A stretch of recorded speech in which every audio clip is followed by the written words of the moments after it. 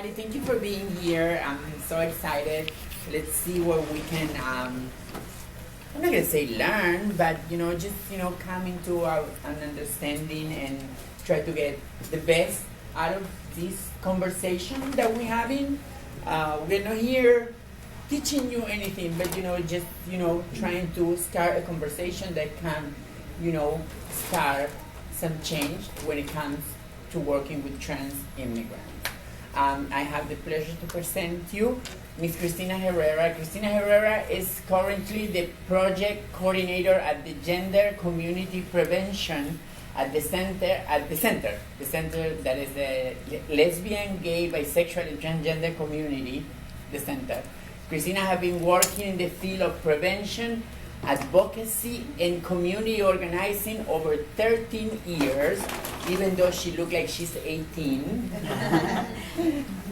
She currently serves as a board member of Lorena Borja's organization Community Fund, coordinator and facilitator of the initiative Trans-Latina Network. Thank you, Cristina. Thank you for being here. Thank you, Cecilia. Thank you so much for that introduction. So now I'm going to go ahead and introduce you. Yeah. So we'll keep it nice and active. You don't have to say all the things that I am.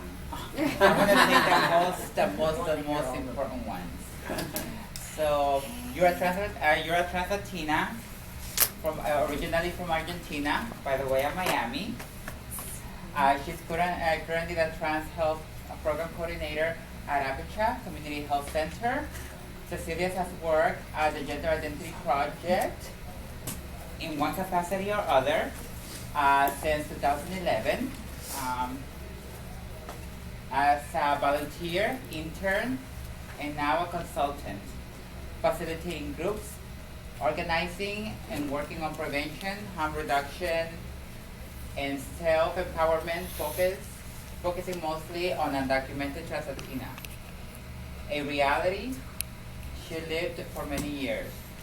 Ms. GENTlLL has also been a board of Trans Bodies, a non-profit organization about published, a non-profit organization about to publish a trans resource site, Bodies of Trans Health. Yeah, it's Trans Bodies, Trans Health. It's an awesome book that is about to come out, and it's going to go nationally. And for those that have the opportunity to buy it, it would be a great opportunity to get resources all over the U.S. And for those that don't, you can always ask Trans Bodies, Trans Cells to donate. So the focus will be, to use it as especially like a textbook in colleges around gender studies, and it's also going to be, addressing the different needs of trans people and gender non-conforming people from different lenses, around recovery, around interaction with the criminal justice system, around coming out to families. It's going to have different topics, support for family members and partners. So. Going back to Cecilia, she received her education at the National University of Rosario in music studies and worked as a music teacher for special needs children. So she has a lot of history. A lot of skills. Yes. How did I go to art school and end up working in services? We'll know a little bit about that here. It just happened. What are our goals for today? What are we trying to say? That's what I was saying. First of all, what does it mean to be a transgender?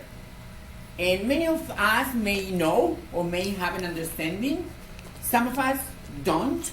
So we're going to try to conversate about the trans identity.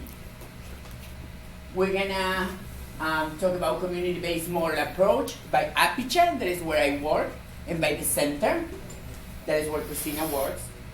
Tools that promote peer development, very important. Creation of effective transgender affirming spaces, super important. Addressing medical conditions and mental health concerns.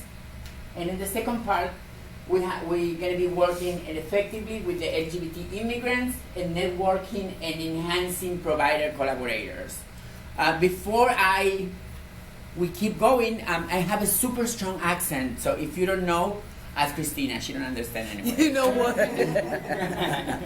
But before we can get into that, important discussion around what we're going to be exploring today, I think it's good just for us to all, check in a little bit about who's in the space, right? We want to be able to recognize the multiple identities that each of us carry. So.